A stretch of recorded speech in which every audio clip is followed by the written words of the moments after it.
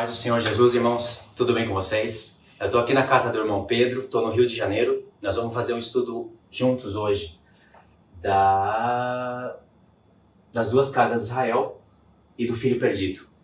Vou fazer esse estudo junto com o Pedro. O Pedro vai apresentar para vocês como visualizar a lousa, que eu sei, ela está as informações estão meio espremidinha, mas ele vai explicar para vocês como visualizar esse estudo e depois logo em seguida nós vamos partir direto para o estudo, tá bom? Nós fizemos nessa lousa 4 linhas do tempo.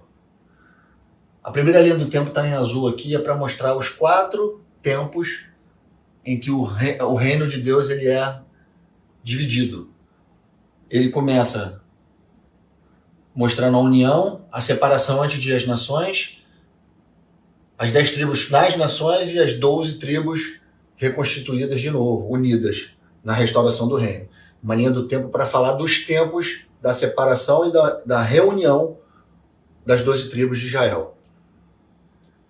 Na segunda linha do tempo, nós vamos mostrar o contexto da parábola do filho pródigo, ou o filho perdido.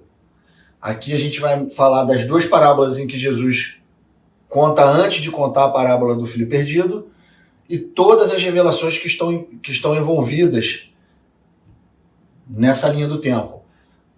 E principalmente falar, né, o objetivo ao qual ele está falando essa parábola e para quem ele está falando essa parábola.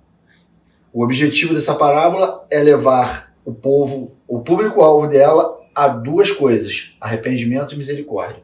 Depois partimos para a linha do tempo principal, que é a parábola propriamente dita e o tema do estudo. Nós dividimos em 1, 2, 3, 4, 5 fases e vamos destrinchar ela direitinho para vocês com todos os textos que a gente conseguiu enxertar nela e achar e revelações escondidas também nessa parábola. E uma 4ª linha do tempo que é paralela a essa parábola, que a gente vai ler os textos de Jeremias 31 e Jeremias 33, que é um paralelo falando da parábola do filho pródigo. Foi da onde Jesus tirou todas as coisas que ele falou nessas parábolas. Tá certo? Agora a gente vai iniciar o estudo e eu queria deixar isso gravado na mente de vocês para vocês se posicionarem na hora do ensino. Então, nós vamos começar por aqui. Aqui são os 4 tempos nos quais Deus trata com o termo Casa de Israel. Quando você lê o termo Casa de Israel, o que você pensa? Talvez não chama muita atenção das pessoas, mas o termo Casa de Israel é muito importante nas Escrituras. Algumas pessoas leem e pensam que falam somente de judeus, outros podem ler e pensar que fala somente dos gentios, mas nós vamos mostrar que são diferentes. São 4 pontos.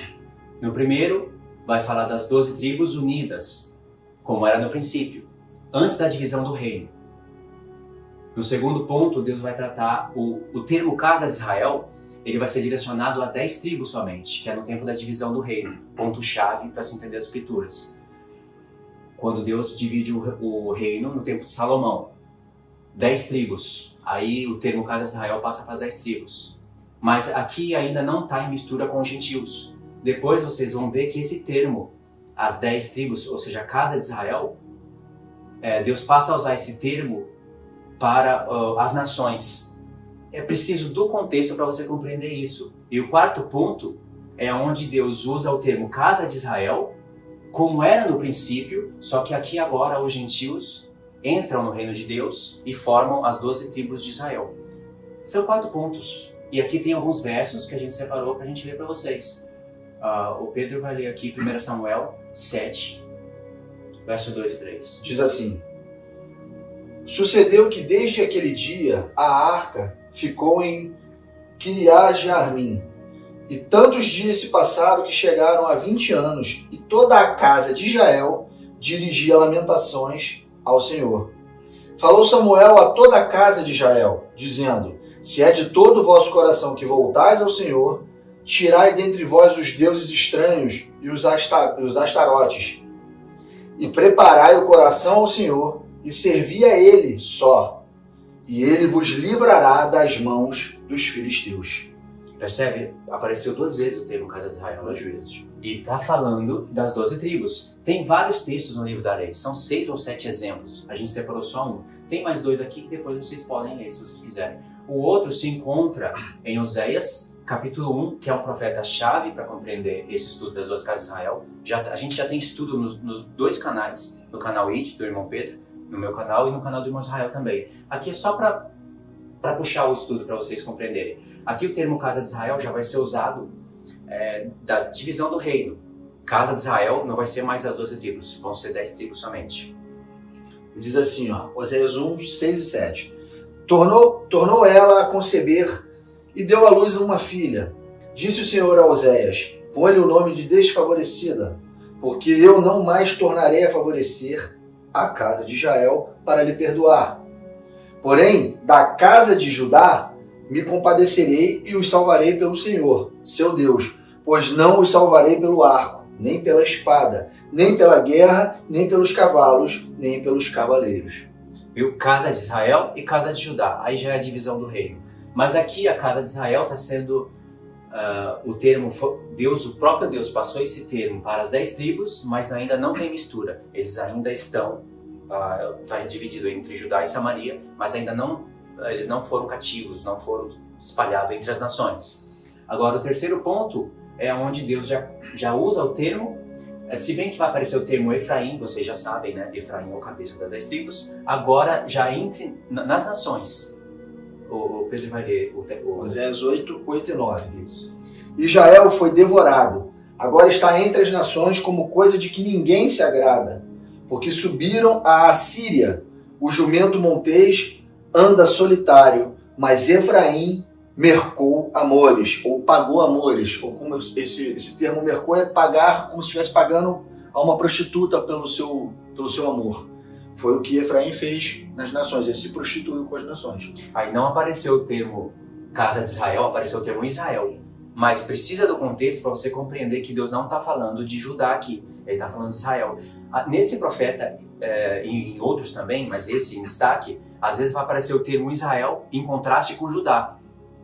Casa de Israel e casa de Judá. Esse é importante compreender. E aí apareceu Efraim, que está falando da casa de Israel. Deus não está falando de Israel e destacando Efraim. Efraim é Israel. E agora o quarto ponto, aqui são 2 textos importantes. O Pedro vai ler esses 2 textos, que eles são importantes. Né? Tiago 1, 1 é o primeiro. Diz assim, Tiago, servo de Deus e do Senhor Jesus Cristo, as 12 tribos que se encontram na dispersão, saudações. Escreveu só para judeu? As 12 tribos que estavam... Esse tempo aqui é um tempo que eles já escreviam para as igrejas. Tiago já sabia do plano, já sabia tudo que o Senhor Jesus conquistou na cruz, já escreveu para o povo que está na dispersão, e é claro que Tiago sabia que essa mensagem iria espalhar pelo mundo até que a mensagem da restauração chegasse na mente de ambos os povos. Já escreveu para as 12 tribos. Tiago era conhecedor dos profetas. E o outro está em Atos 26, do 1 ao 8. A seguir, Agripa, dirigindo-se a Paulo, disse, é permitido que uses da palavra em tua defesa. Então Paulo, estendendo a mão, passou a defender-se nestes termos. Tenho-me por feliz, ó rei Agripa, pelo privilégio de hoje, na tua presença, poder produzir a minha defesa de todas as acusações feitas contra mim pelos judeus. Mormente, porque és versado em todos os costumes e questões que há entre os judeus. Por isso, eu te peço que me ouças com paciência. Quanto à minha vida desde a mocidade, como decorreu desde o princípio entre o meu povo e em Jerusalém, todos os judeus a conhecem, pois na verdade eu era conhecido deles desde o princípio, se assim quiserem testemunhar, porque vivi fariseu, conforme a seita mais severa da nossa religião. E agora estou sendo julgado por causa da esperança da promessa que por Deus foi feita a nossos pais, a qual as nossas 12 tribos, servindo a Deus fervorosamente de noite e de dia, almejam alcançar. É no tocante à esperança, ó rei, que eu sou acusado pelos judeus. Porque se julga incrível entre vós que Deus ressuscite os mortos? Não teria como Paulo aplicar o termo as 12 tribos de Israel, falar que elas estavam servindo a Deus fervorosamente dia e noite, esperando a ressurreição, e usar isso somente para judeu. Paulo estava preso, ele estava se defendendo perante o rei Agripa e ele já estava pregando o evangelho para os gentios há muito tempo. O apóstolo Paulo aplicou o termo 12 tribos diretamente para a igreja.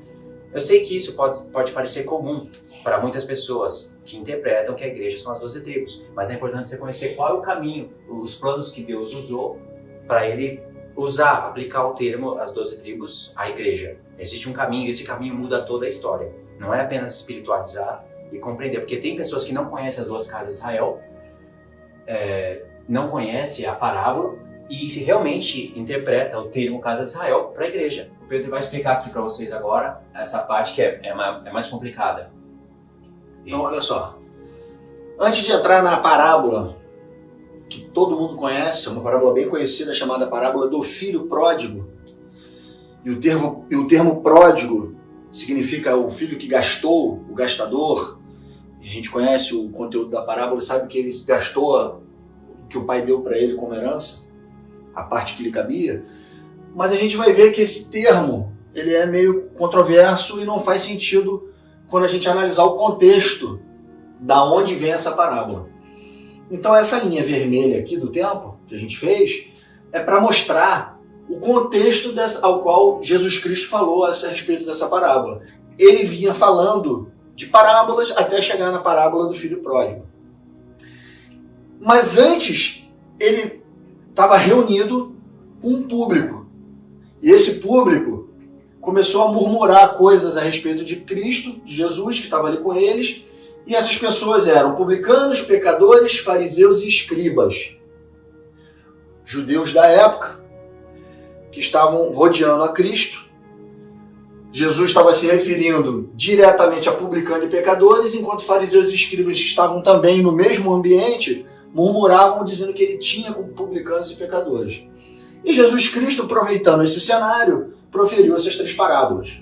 Então, nessa linha do tempo vermelha, ele começa a falar as parábolas e começa a exortação. Essas palavras são três parábolas exortativas que querem atingir esse público-alvo.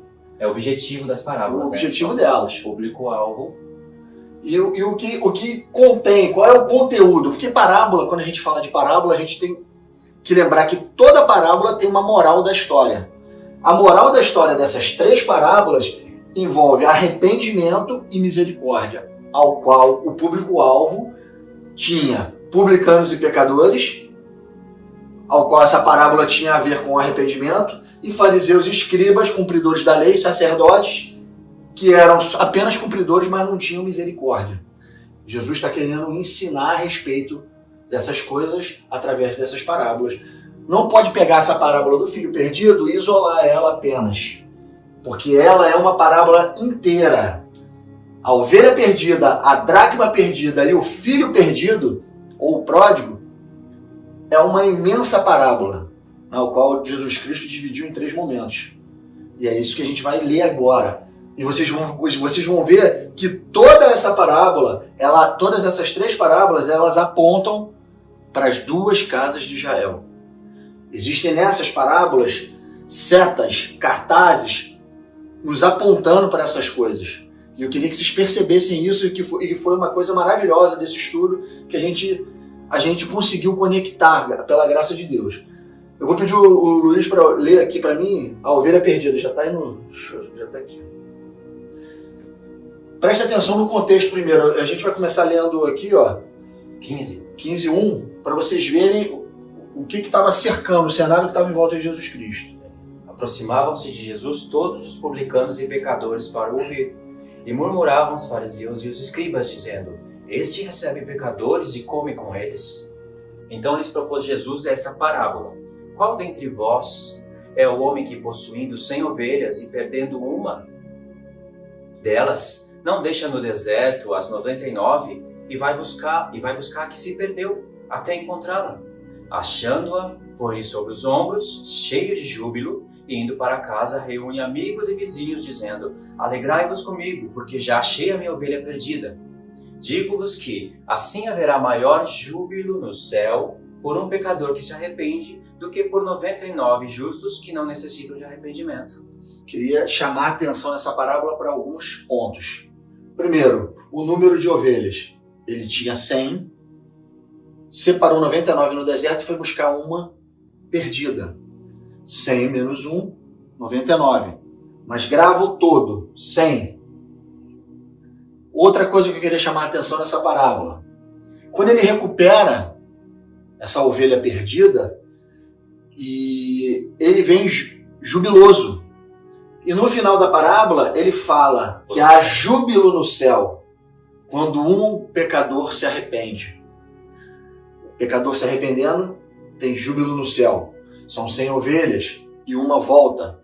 Ele recupera para formar os 100 novamente. São 3 pontos que eu queria deixar gravado nessa parábola para a gente ler a próxima. A dracma perdida. Ou qual é a mulher, outro exemplo, ou qual é a mulher que tendo 10 dracmas, se perder uma, não acende a candeia, varre a casa e procura diligentemente até encontrá-la. E tendo achado, reúne as amigas e vizinhas dizendo, alegrai-vos comigo, porque achei a dracma que eu tinha perdido. Aí vem o verso 10. Eu vos afirmo que de igual modo, fazendo um contexto com o de antes, né? Isso aí. De igual modo que há júbilo diante dos anjos de Deus por um pecador que se arrepende.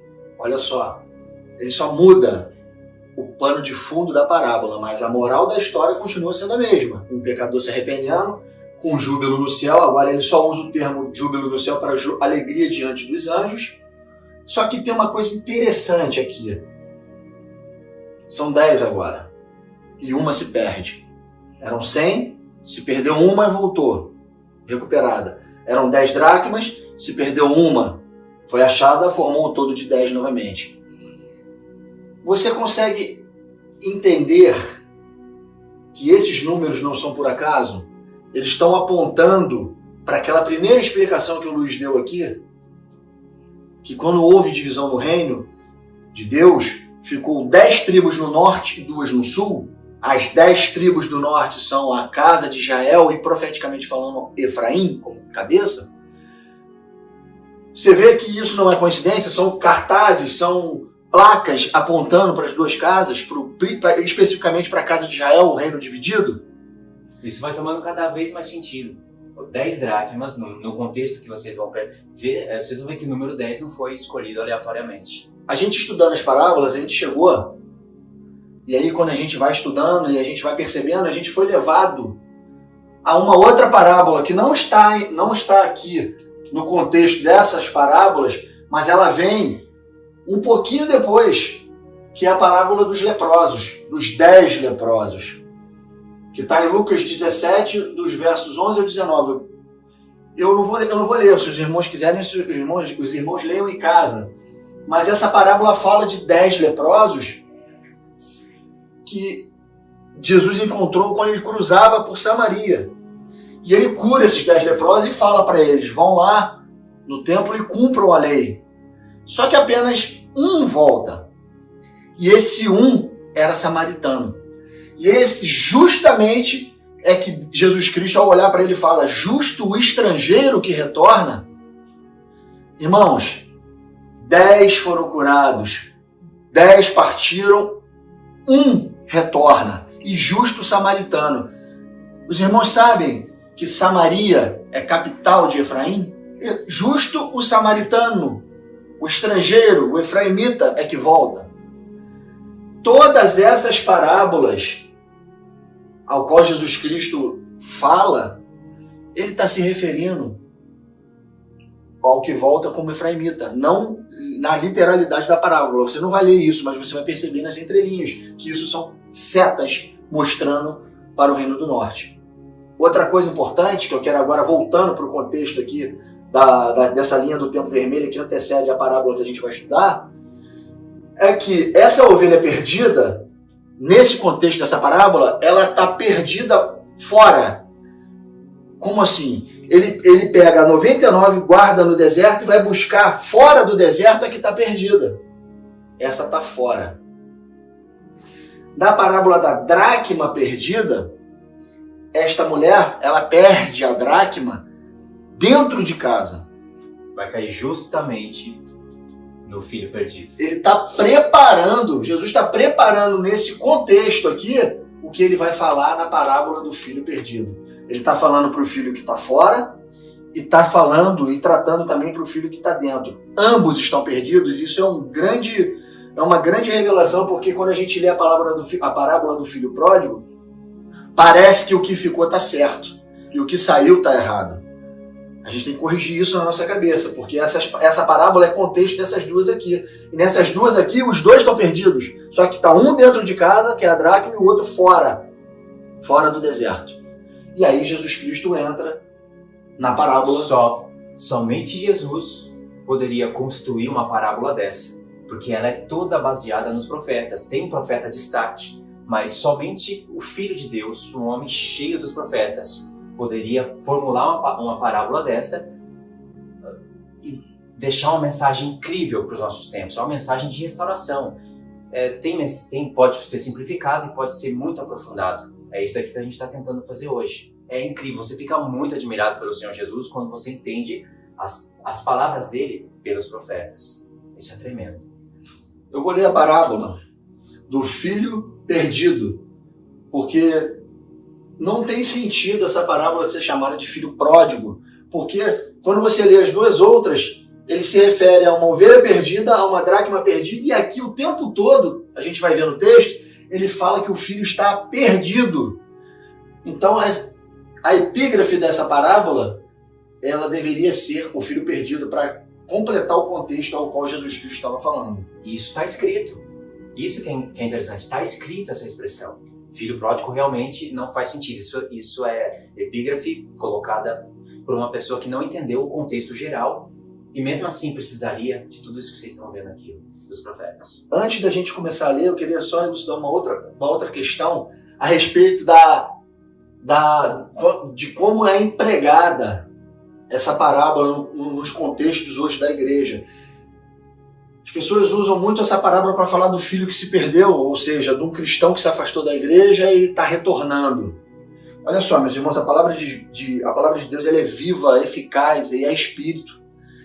Obviamente que ela pode ser aplicada para diversas situações da nossa vida, do nosso cotidiano, mas eu quero que vocês entendam o que Jesus Cristo tinha na cabeça ao proferir essa parábola. Ele estava falando de coisas muito superiores a isso. Ele estava falando de coisas de restabelecimento do plano eterno do Pai, que já de antemão tinha sido traçado. Ele está falando sobre essas coisas aqui e tratando as peças fundamentais que estão envolvidas nesse propósito. São os seres humanos, gentios e judeus. Essa parábola serve para mostrar isso.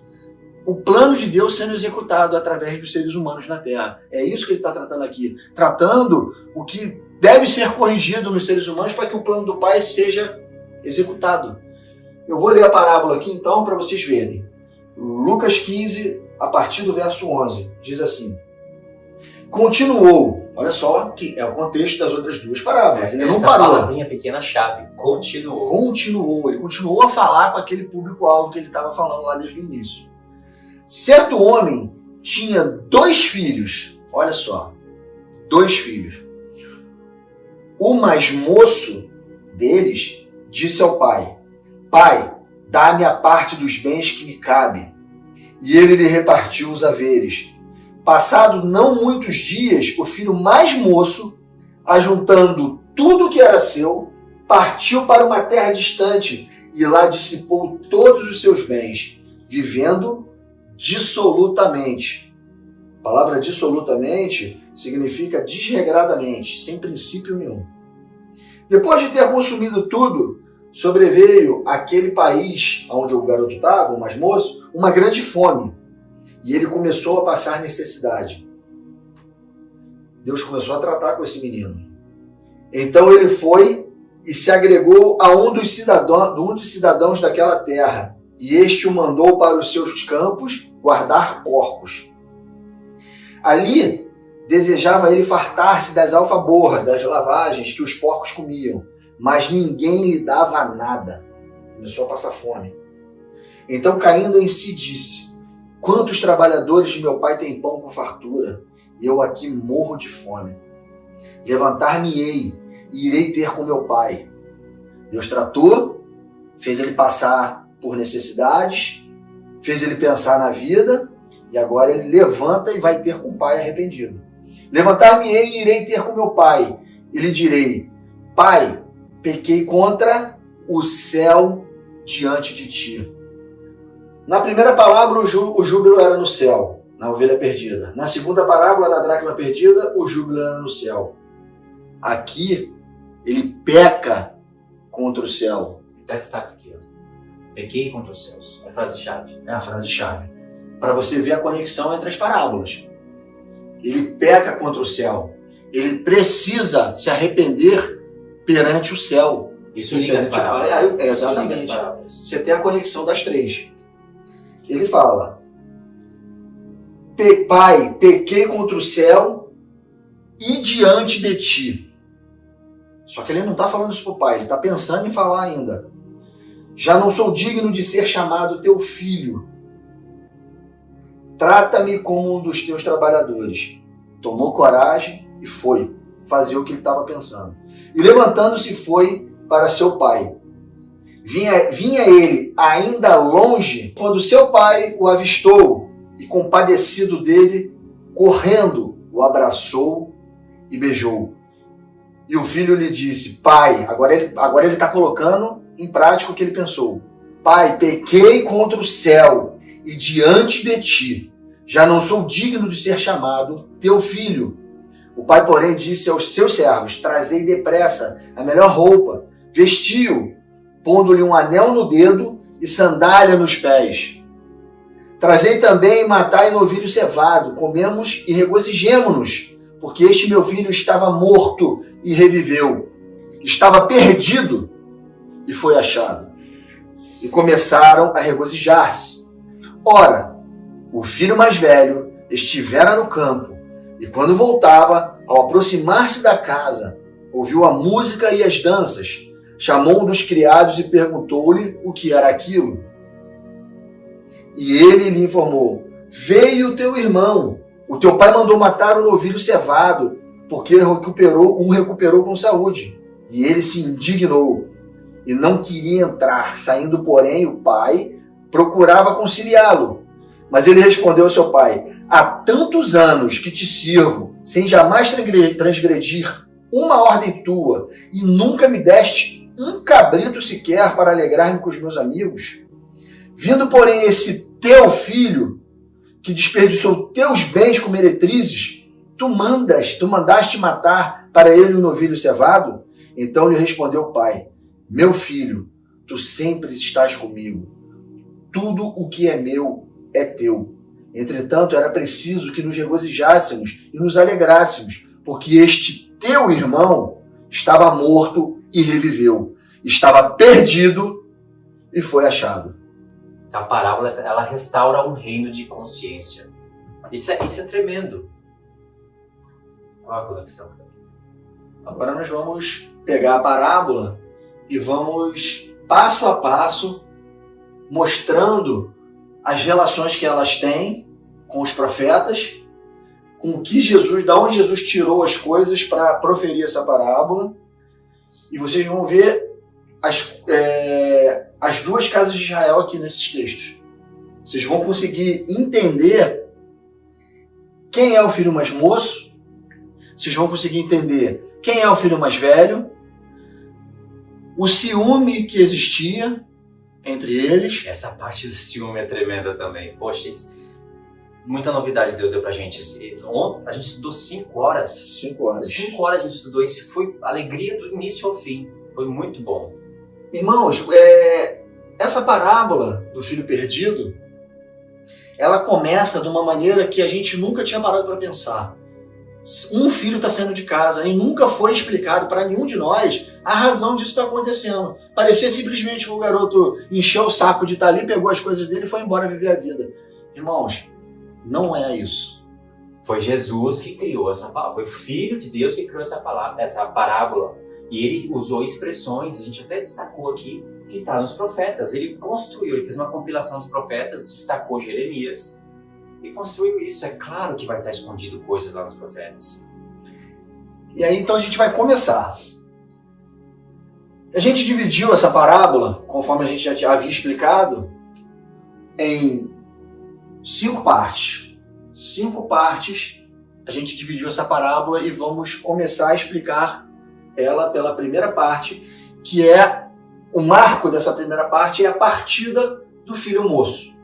Já fala 5 partes para eles, para ficar frisado, né? A partida do filho moço, a vida dissoluta do filho, arrependimento e retorno. Essa palavra retorno aqui é para falar dos filhos de Isaías. Quanto mais revelação você tem, mais incrível fica. É verdade. Os que estão arrependidos retornam. Isso Paulo usa. Eu já fiz vídeo falando dos filhos de Isaías e dos filhos de Oséias. Vou deixar o link para você na descrição.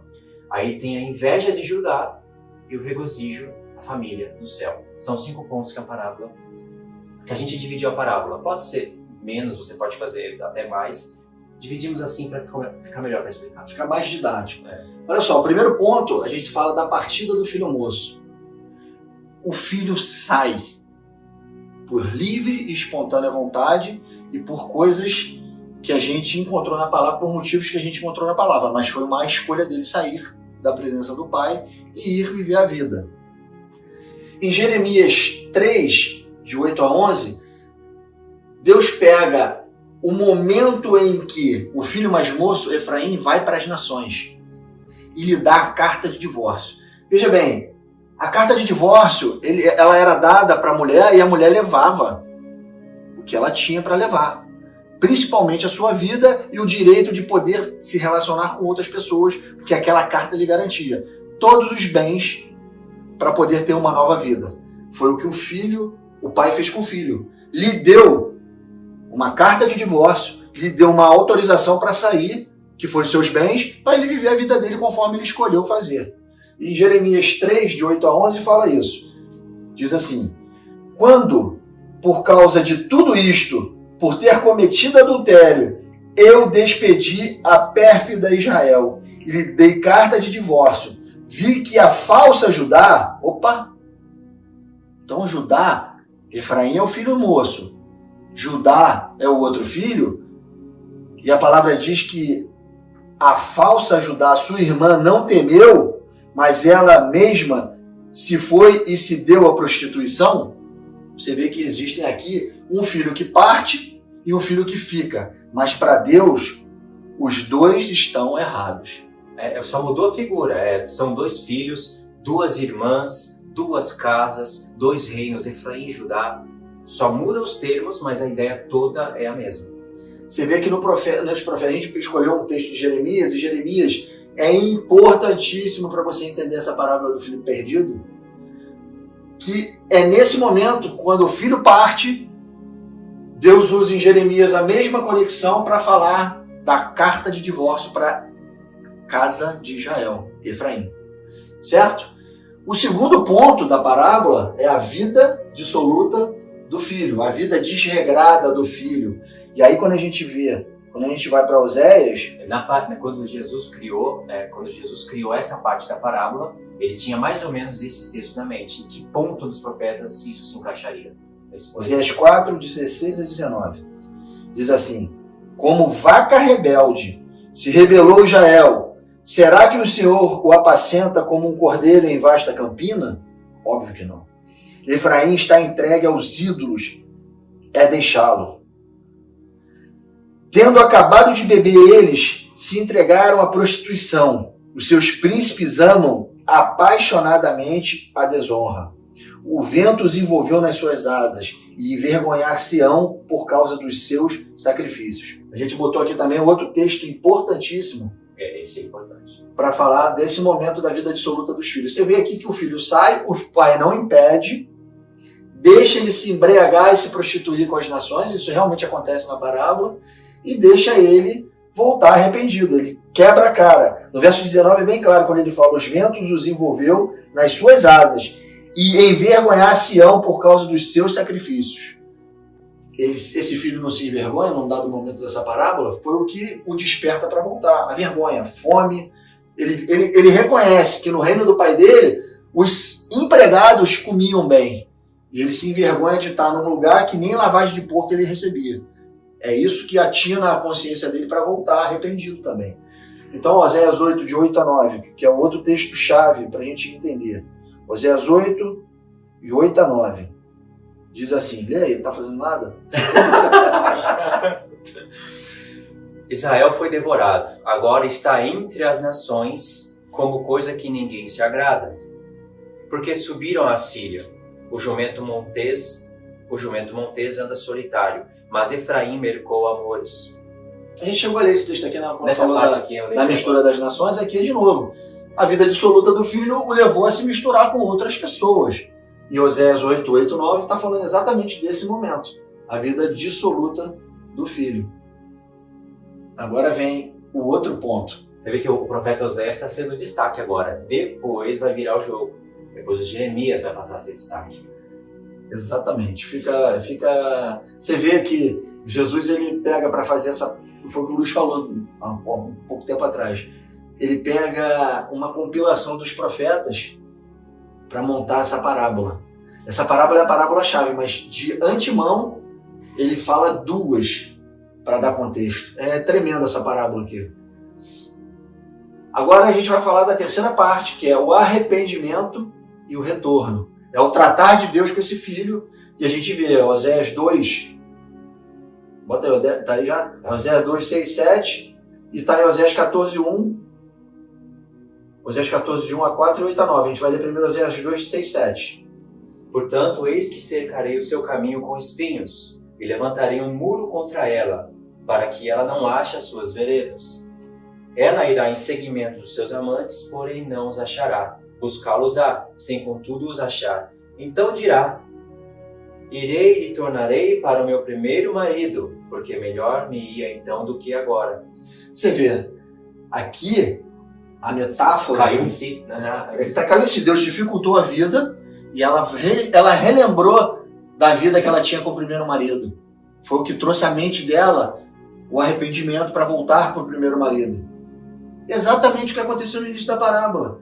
A mesma metáfora que Deus deu quando deu carta de divórcio e deixou ela partir, aqui ele está dificultando a vida dela para que faça ela se lembrar de quem era o primeiro marido.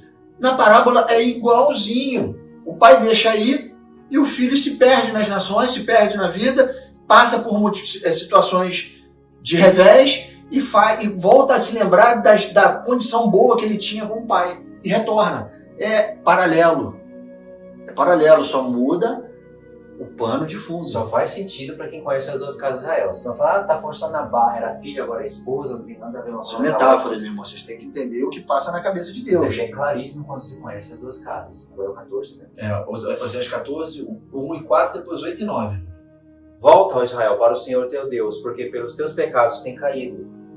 Tende convosco palavras de arrependimento e convertei-vos ao Senhor. Dizei-lhe: perdoa toda iniquidade e aceita o que é bom. Olha o que é bom para Deus. Em vez de novilhos, o sacrifício dos nossos lábios. A Síria já não nos salvará, não iremos montados em cavalos e não mais diremos as obras das nossas mãos. Tu és o nosso Deus. Por ti o órfão alcançará misericórdia. Aí, ó, o órfão que ficou sem pai. Alcança a misericórdia. Alcança é a conexão com o início do livro e que aparece em Romanos e que está aplicado a Efraim. Aí verso 4. Curarei a infidelidade e de mim mesmo os amarei, porque a minha ira se apartou deles. Aqui, os amarei. No início do livro, Deus fala que não vai amar Efraim. Está escrito. Aqui ele fala: eu voluntariamente os amarei. Paulo não fala isso? Fala. Amada que não era amada. Ele tirou daqui. Aqui está escrito: ó Efraim, que tenho eu com os ídolos? Aqui parece que Deus está falando, né? Mas em outra tradução fala: Efraim dirá: que tenho eu com os ídolos? No hebraico eu não conferi o certo, mas dá a entender que é Efraim que está dizendo: o que tenho eu com os ídolos? Porque Deus disse: eu te ouvirei e cuidarei de ti. Sou como cipreste verde, de mim procede o teu fruto. Efraim é frutífero, Deus fala que ele se tornou infrutífero, mas como ele se arrepende, aí Deus fala: de mim procede o teu fruto. É a questão da figueira e os ramos, né? Não é só para judeus. 9. E o 9 é aquela pergunta estratégica do Espírito Santo. Quem é sábio que entenda essas coisas? Quem é prudente para que as saiba? Porque os caminhos do Senhor são retos e os justos andarão neles, mas os transgressores neles cairão. Se vê, irmão. Quem é sábio para entender essas coisas? O Espírito Santo sabia o que estava perguntando aqui. Iria estar no Novo Testamento, iria estar nas cartas de Paulo, iria estar na palavra de Jesus. Quem é sábio? você vê que nesse momento o pai faz gerar arrependimento no filho e o filho retorna. A gente vai deixar aqui tem um estudo do Luiz falando sobre os filhos de Osés e os filhos de Isaías, mas a gente vai depois fazer um bônus nesse próprio estudo, falando sobre os filhos de Osés e os filhos de Isaías nessa parábola também. Não deu para fazer isso aqui, porque a lousa não permitiu, mas a gente já vai deixar esse link para vocês conectarem que existe aqui, nessa parábola, os 3 filhos de Osés e os 3 filhos de Isaías. Tá certo? Então, do arrependimento e o retorno, o filho volta para casa, é recebido pelo pai, mas acontece uma coisa que era esperada, a inveja do filho que ficou. Quem é o filho que fica? Judá. Judá não fica? Quem vai é Efraim, as 10 tribos. Judá fica. E aí, quando o irmão volta, quando as 10 tribos, a casa de Israel retorna arrependida, o pai faz aquela festa. Recebe o filho de braço aberto, o enche de carinho, lhe põe roupas e acessórios e alegorias, e isso gera uma contenda, uma inveja do irmão mais velho. Vai ter a inveja dos 2 filhos. Isso que vai ficar profundo. O texto vai ser Isaías sobre. Então é isso aí. Agora o Luiz, quando a gente estava estudando, ele sacou esse negócio, isso que ele vai explicar agora aqui. Preste atenção que tremendo que é isso. Quando que começa essa inveja de Judá? Essa inveja, ela começa quando Jesus vem, passa para os 12 discípulos, pegam para judeus, e quando a palavra começa a ir para os gentios, você pode ver em Atos. Aí começa toda a encrenca. Tinha encrenca até nos que tinham fé. Lá em Atos 15 teve uma briga entre os fariseus que abraçaram a fé. Aí começou a inveja. Alguns se converteram, outros não. Então ela começa lá mais ou menos em Atos dos Apóstolos, mas vai até o fim. Isso daí vai até o fim. Até os dias de hoje. Até os dias de hoje. E vai até o final mesmo. Exatamente. Aí, Pedro vai ler o texto para ficar mais fácil de explicar. Porque, quando lê esse texto aqui, essa parte aqui parece que vai entrar em dúvida, sabe?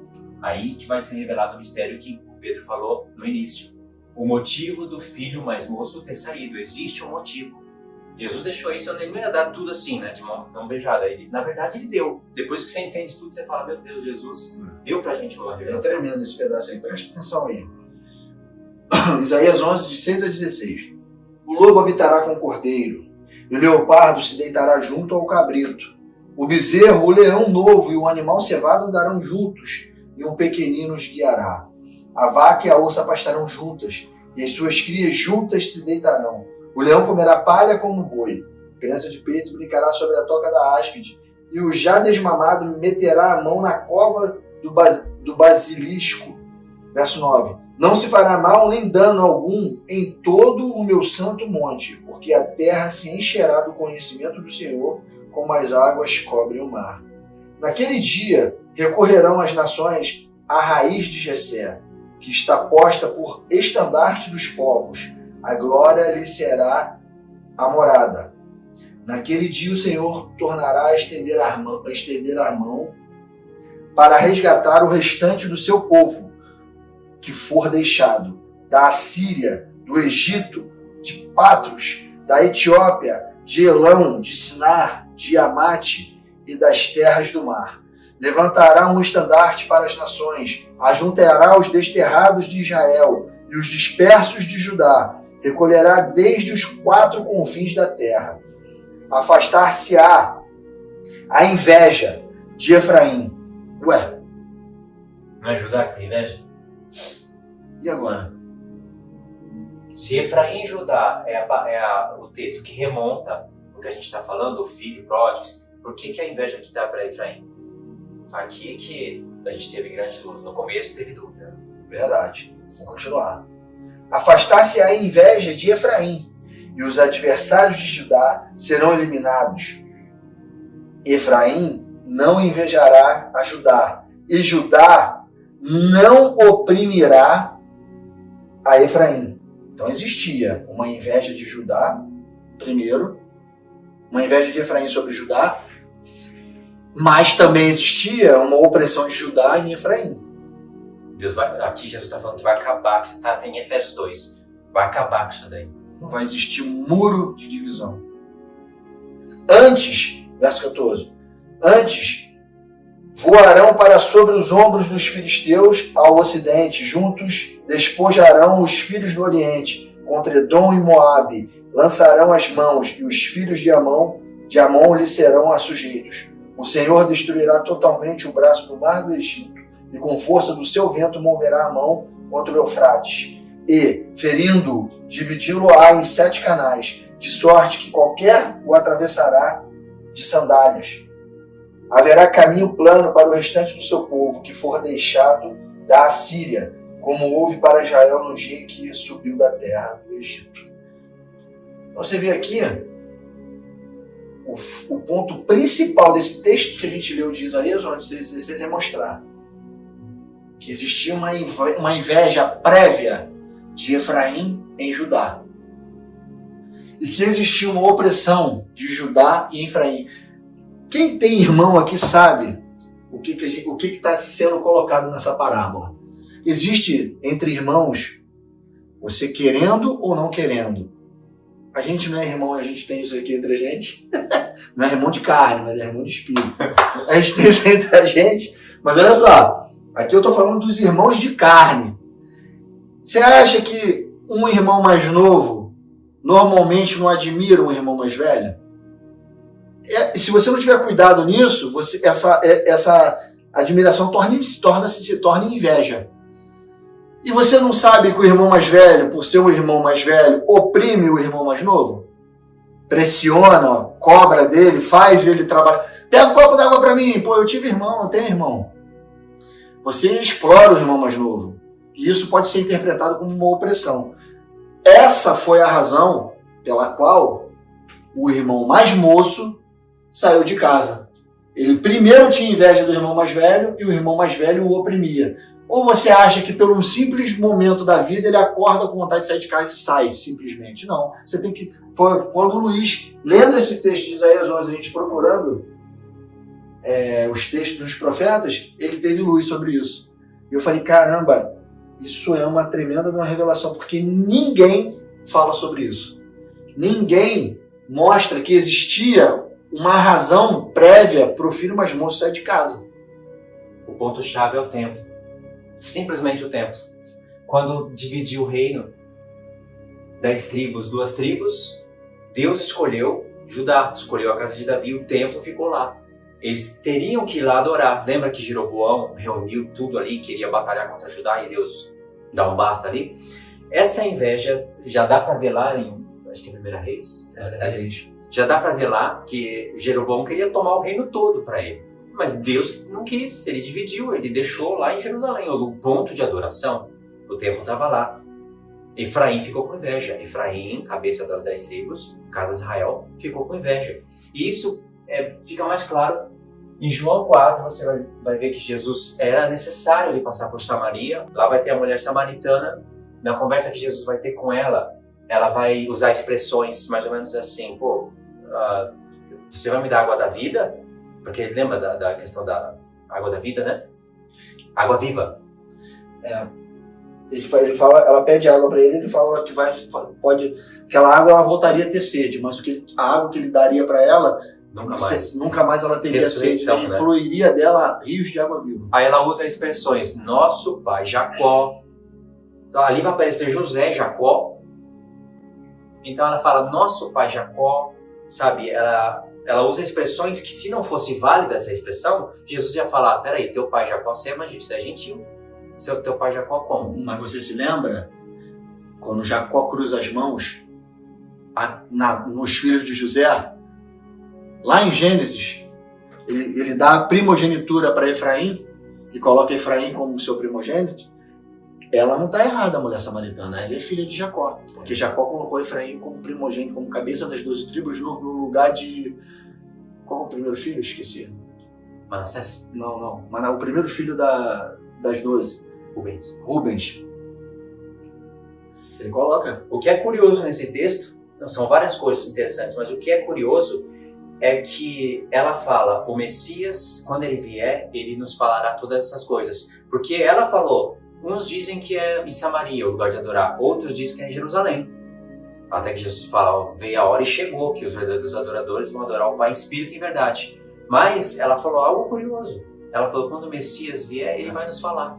Ela sabia que o Messias ia vir e que tinha um compromisso também com os gentios. E ela, antes de receber o Espírito Santo, falou algo curioso, curiosíssimo. E o legal dessa história é que Jesus, quando ele fala para ela assim, chegou o tempo e é agora, que não é lá e nem cá, é em espírito e em verdade. Quando ele fala que não é lá e nem cá, ele acabou com o ciúme. É colocado que não existe mais um lugar fixo, não é preciso ter ciúme. Pode ser na sua casa, pode ser na minha, pode ser no seu quarto. Tem que ser em espírito e verdade. Isso não é só para judeu, é para judeu e gentio. Ali ele acaba com a ciumeira. O ponto-chave é que a inveja primeiro foi de Efraim. Isso leva ele, na parábola, a sair de casa. Nos profetas, é ele se rebelar contra Deus. Se for na figura de mulher, carta de divórcio, por causa da inveja. Então a inveja realmente, Isaías falou corretamente, a inveja é de Efraim. Quando que acontece a inveja de Judá? Depois se inverte. Aí no tempo do Novo Testamento, Jesus vem, os apóstolos começam a se inclinar para os gentios. Claro, Pedro para os judeus, Paulo para os gentios. Pedro também prega para os gentios, escreve para os gentios. Aí começa a inveja, começa o ciúme. Mas esse ciúme já foi profetizado até no livro da lei. Lembra que Paulo citou em Romanos, falando que Moisés já dizia, assim como vocês me provocaram ciúme com deuses que não são Deus, eu vos provocaria ira com um povo que não é povo, com nação louca eu vou provocar ira em vocês. E Paulo falava a respeito das duas casas. Ele finaliza o assunto em Romanos 11. Romanos 11 diz assim, pergunto, pois, porventura tropeçaram para que caíssem? De modo nenhum, mas pela sua transgressão veio a salvação aos gentios. Aí a gente deu um salto para Romanos 11, 25. Foi bem resumido esse salto. Porque não quero, irmãos, que ignoreis este mistério, para que não sejais presumidos em vós mesmos, que veio endurecimento em parte a Israel, até que haja entrado a plenitude dos gentios. E assim, todo Israel será salvo. Todo o Israel será salvo. Como está escrito, virá de Sião o libertador, e ele apartará de Jacó as impiedades. Esta é a minha aliança com eles quando eu tirar os seus pecados. Quanto ao evangelho, são eles inimigos por vossa causa. Quanto, porém, à eleição, amados por causa dos patriarcas. Porque os dons e a vocação de Deus são irrevogáveis. Porque assim como vós também outrora fostes desobedientes a Deus, mas agora alcançastes misericórdia à vista da desobediência deles, assim também estes agora foram desobedientes, para que igualmente eles alcançassem misericórdia, à vista do que vos foi concedida. Agora o verso-chave. Porque Deus a todos, encerrou na desobediência, a fim de usar de misericórdia para com todos. Acabou a inveja. Acabou a inveja. Se houver arrependimento, a misericórdia de Deus incide sobre a vida e aí ele proclama a paz entre os irmãos. Então a inveja... Ficou claro essa parte, irmãos? Essa quarta parte? Que existiu a inveja de Judá, mas de antemão tinha uma inveja de Efraim. Quando o Efraim volta, Judá se manifesta, chia, e aí o pai, na parábola, começa a reconciliar os dois irmãos. O irmão chama, esse teu filho, o pai fala, esse teu irmão. É importante que nós nos regozijemos e nos alegremos na presença dele, porque ele estava perdido, estava morto, e agora ele está com a gente.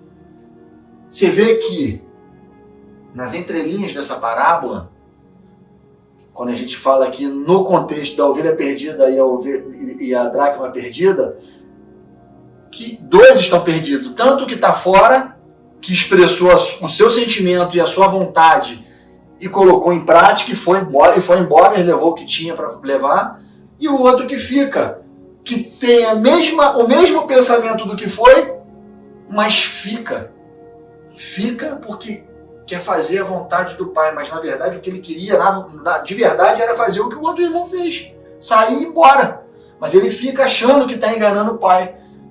Pedro, como é que você pode provar isso? No próprio texto da parábola. Quando o irmão volta, ele coloca as garras de fora. Ele coloca à tona a realidade da personalidade dele.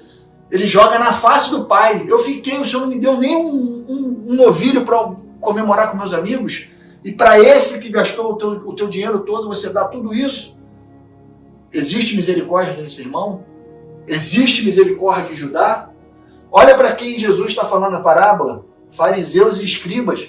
Esses homens eram cumpridores da lei, mas não tinham misericórdia. Quando a gente olha para a parábola do bom samaritano, que a gente não colocou aqui, mas é um texto que todos os irmãos conhecem, Jesus Cristo ele usa como exemplo só os homens da lei, os sacerdotes, fala de levita, fala de escriba, que estão caminhando e passam pelo lado daquele cara que foi roubado e agredido. E quem que cuida daquele homem? Um efraimita, samaritano. De propósito, Jesus falou isso. De propósito, mostrando que o gentil estava com misericórdia. E o judeu, cumpridor da lei, do coentro e do cominho, que seguiam à risca toda a lei de Moisés, não tinham o princípio básico do que a lei queria dizer, que é a misericórdia a respeito do próximo. Eles não tinham isso no coração. E Jesus, nessas 3 parábolas, que eu chamo de uma parábola só, ele está abordando e exortando aos judeus da época.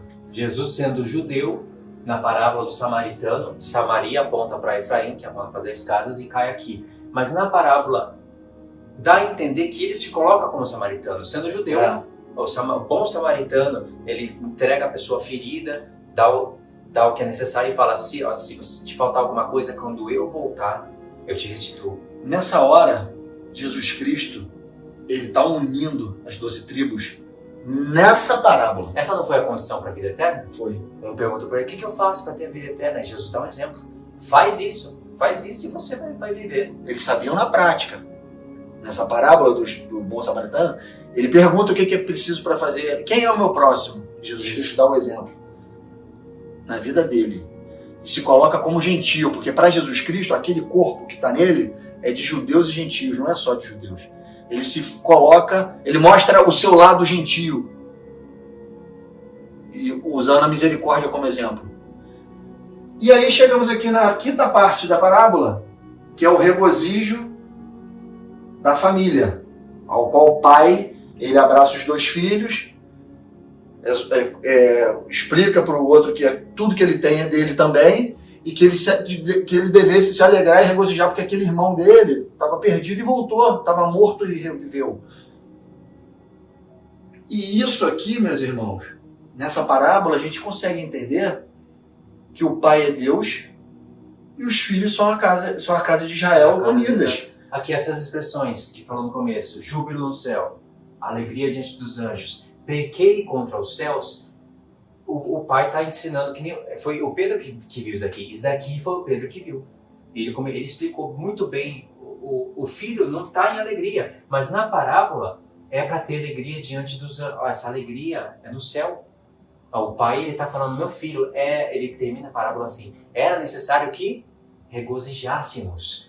Foi falado antes, aqui, regozijo, alegria diante do céu. Pequei, já está isso daqui para a gente conectar a palavra final do pai. Meu filho, é necessário que a gente se alegre. Porque nas 3 parábolas, o final é regozijo e júbilo no céu.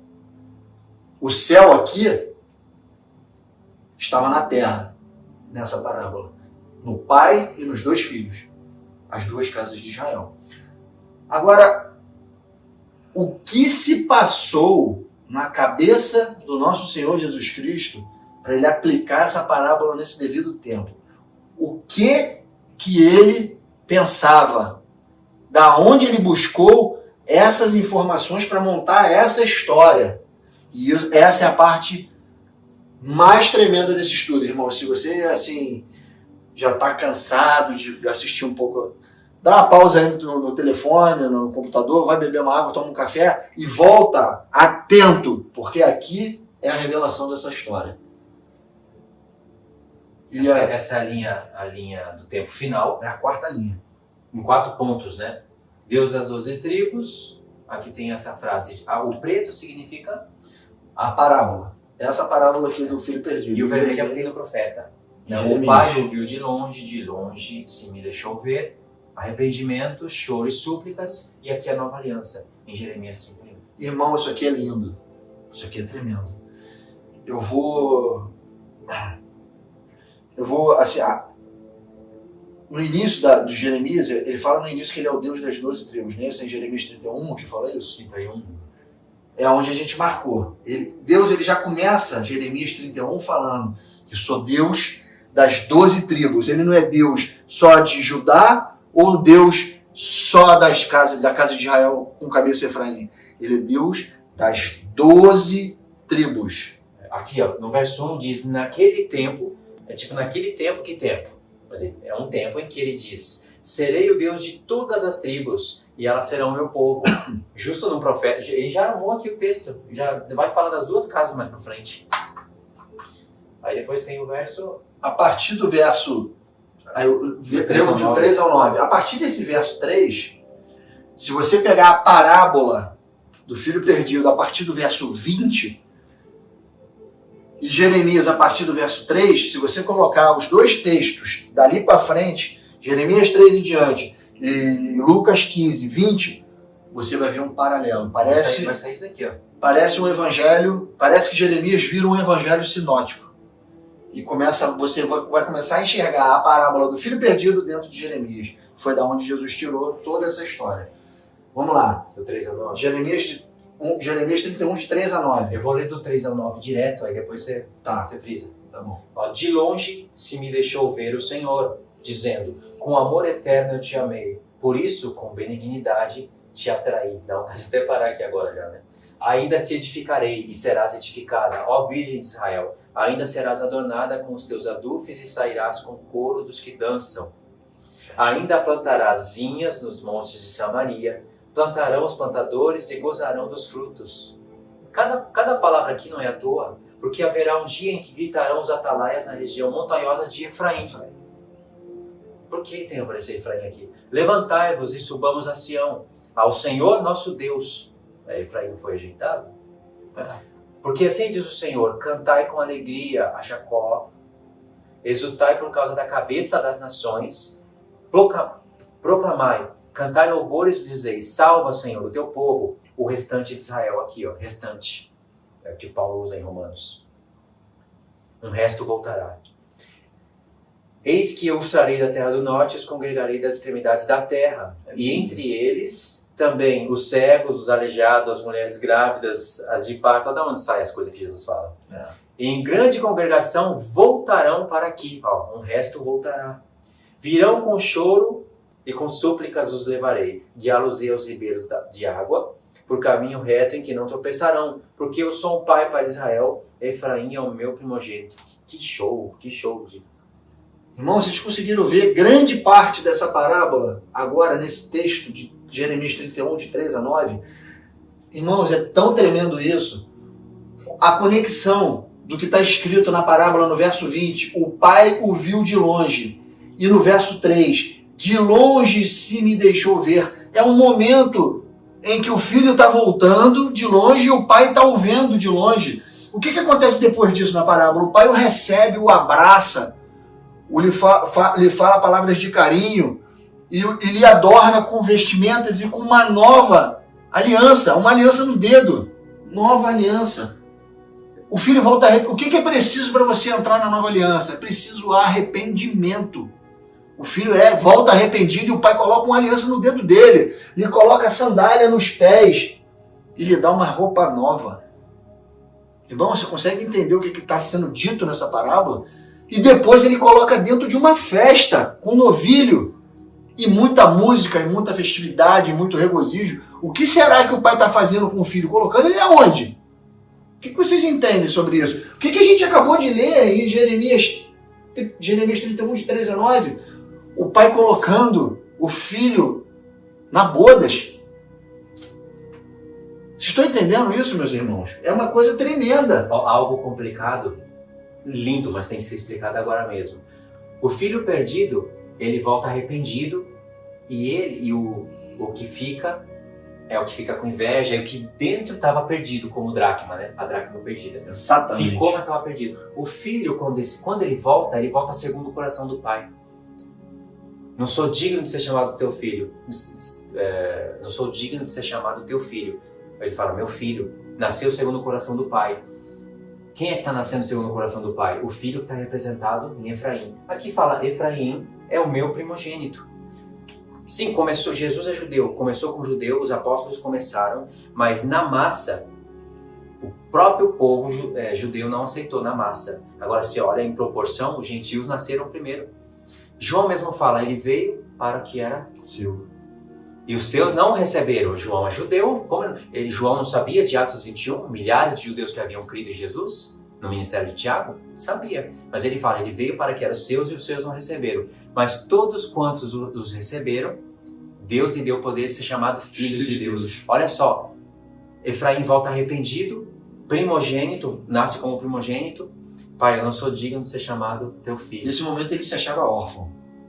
E o pai fala, meu filho. Agora, numa intriga entre Jesus e os judeus, se eu não me engano está em João 8, eles falam assim, nós temos o pai que é Deus, mas não tinha misericórdia, não tinha arrependimento. Jesus fala, o vosso pai é o diabo. Você vê a diferença? E isso é tremendo. Isso é... e tem mais aqui. Não, por que Efraim é o primogênito? Deu para entender? Perfeito. Efraim não é se engrandecer, não. Não. A palavra começa com judeus. A gente falou isso em Romanos 11. Nosso Senhor é um judeu. Os apóstolos são judeus. Nós temos o Novo Testamento por causa deles. Mas Efraim é o primogênito. Tem que crer no que está escrito. Não é se engrandecer, não. Tudo isso foi por causa do arrependimento, choro e súplicas do filho, que volta. Na parábola está escrito arrependimento. Foi o que gerou o retorno do filho.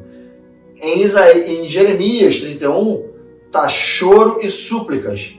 Eu acho que a gente vai ler isso a partir do verso 18. 18, então você vê, apareceu 12 tribos, apareceu Efraim, é o meu primogênito, e aí vai aparecer, olha o que está no verso 18. De 18 a 20. Bem ouvi que Efraim se queixava, dizendo, castigaste-me e fui castigado como um novilho ainda não domado. Converte-me e serei convertido, porque tu és o meu Deus. Na verdade, depois que me converti, arrependi-me. Depois que fui instruído, bati no peito. Fiquei envergonhado, confuso, porque levei ao opróbrio da minha mocidade. Até o 20, né? Aí Deus fala, não é Efraim o filho precioso? Filho das minhas delícias? Porque ele está se arrependendo. Isso. Pois tantas vezes quanto falo contra ele, tantas vezes ternamente me lembro dele. Comove-se por ele o meu coração. Deveras me compadecerei dele, diz o Senhor. Pô, o que acontece? Aqui, ele volta arrependido, o pai recebe ele de braço aberto e regozijo, esse regozijo do pai. Toda essa palavra que o Luiz acabou de ler aqui em Jeremias é a expressão do regozijo do pai ao ver o filho voltando. Isso é tremendo. Ele volta com arrependimento, com choros e súplicas, e o pai se regozija disso. Deus não despreza o coração arrependido e contrito. Está na palavra. Alguns de vocês, se chegaram até aqui, poderiam estar discordando de alguma coisa no começo. Mas aqui, irmãos, pelo amor de Deus, não tem como. Não tem como. E ainda não acabou não, hein? Tem o verso de 31 a 34. Olha só, o Espírito de Deus, que sabedoria que ele usa nos profetas, preparou tudo isso para aí sim falar um texto que é muito lido e conhecido por todos. Eis que vem dias, diz o Senhor, em que firmarei nova aliança com a casa de Israel e com a casa de Judá. No mesmo contexto que fala de Efraim, arrependido, voltando, etc e tal. Não conforme a aliança que fiz com seus pais no dia em que os tomei pela mão para os tirar da terra do Egito, porquanto eles anularam a minha aliança. Não obstante, eu os havia desposado, diz o Senhor. Porque esta é a aliança que farei com a casa de Israel, depois daqueles dias, diz o Senhor. Na mente lhes imprimirei as minhas leis, também no coração las escrevereis. E serei o seu Deus, e eles serão o meu povo. Mesma expressão que está no verso 1. Exatamente. E não ensinará jamais a cada um ao seu próximo, nem cada um ao seu irmão, dizendo, conhece ao Senhor, porque todos me conhecerão, desde o menor até o maior deles, diz o Senhor. Pois perdoarei as suas iniquidades, e dos seus pecados jamais me lembrarei. Amém. Tremendo, né, irmãos? E não acaba por aí. Se você continuar lendo Jeremias 33, o verso 3, depois o 7, o 8 e o 11, a gente vai...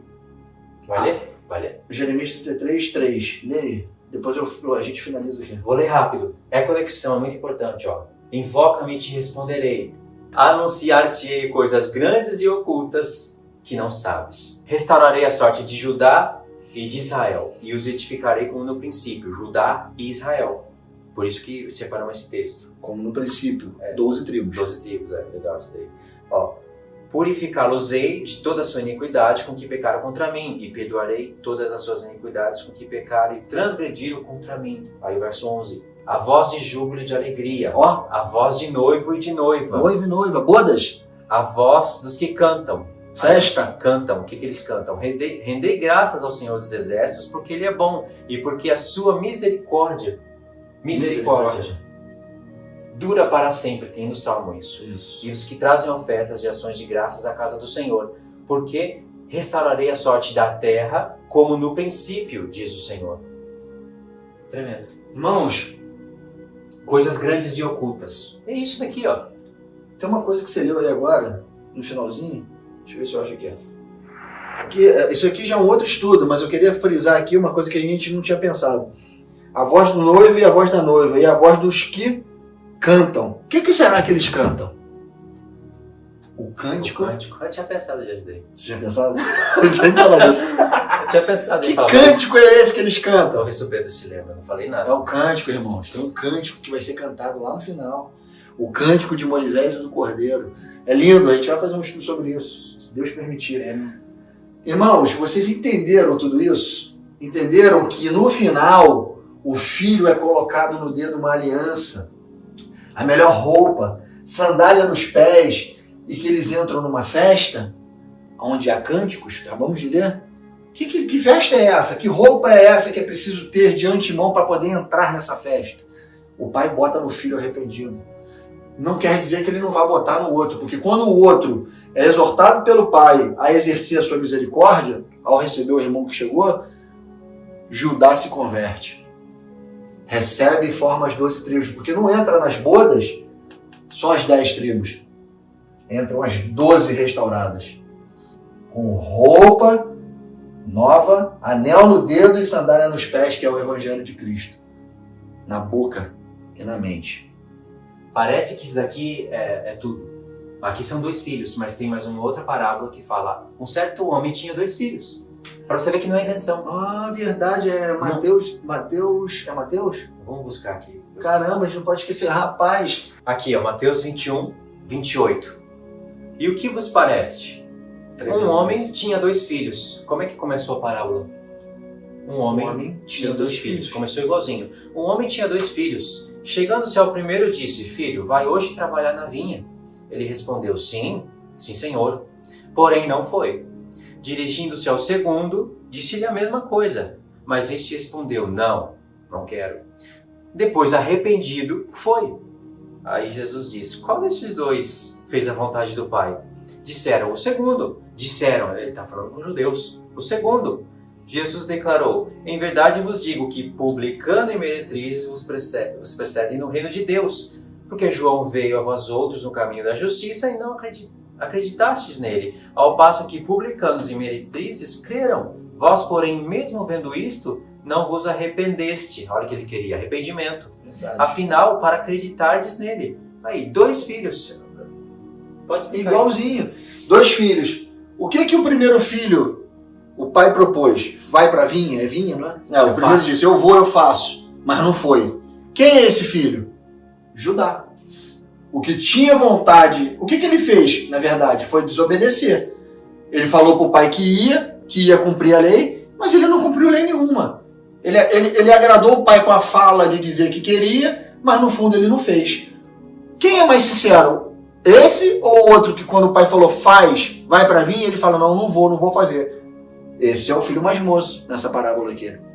O pano de fundo é o mesmo, só muda os personagens. A moral da história é a mesma. Um filho que quer ficar bem com o pai, mas mente, e o outro que faz a vontade que está no coração dele. Eu não estou dizendo os dois estão perdidos. Por isso que Deus age com misericórdia nos dois. Porque todos os dois foram colocados debaixo de desobediência. E para com os dois foi dado misericórdia. Esse foi um bônus muito bem lembrado, porque mostra que é mais um paralelo a essa parábola do filho perdido. Tá bom, meus irmãos? Eu espero que vocês tenham curtido, tenham gostado, tenham acrescentado coisas como acrescentou pra gente. Eu tô muito feliz de estar aqui com esse moleque, meu irmãozão. Foi um prazer enorme ter estudado com ele, e isso vai acontecer muitas vezes ainda enquanto ele estiver aqui. Já tem vários estudos. Tem vários estudos. Uma vez a gente sentou aqui e foi fluindo muitas coisas. Eu só queria que o irmão Israel estivesse aqui também. Se Deus quiser, ele vai estar. Se Deus quiser, ele vai estar, porque é a vontade de Deus que a gente esteja juntos, nós três. Tenho certeza disso. Sendo assim, fechou? Fechou. A gente já estava com saudade de vocês. Ele está um mês sem postar, eu já devo estar uns 3 sem postar, mas aguardem que vem coisas maravilhosas da parte de Deus aí, através dos nossos canais, tá bom? Fiquem na paz de Deus. Deus abençoe a cada um de vocês. Até o próximo estudo.